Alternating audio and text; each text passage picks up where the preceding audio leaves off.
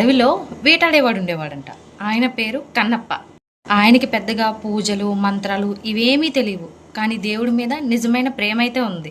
రోజు అడవిలో ఒక చిన్న శివలింగం కనిపించి అది చూసి ఆయన మనసు మారిపోయిందంట.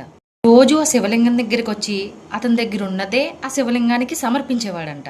నీళ్లు లేకపోతే నోట్లో తెచ్చి నీళ్లు పోసేవాడు.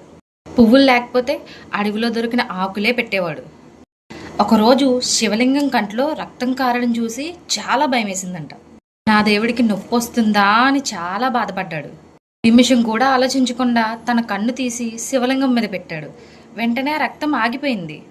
వెంటనే ఇంకో కన్ను నుంచి కూడా రక్తం కారడం స్టార్ట్ అయింది.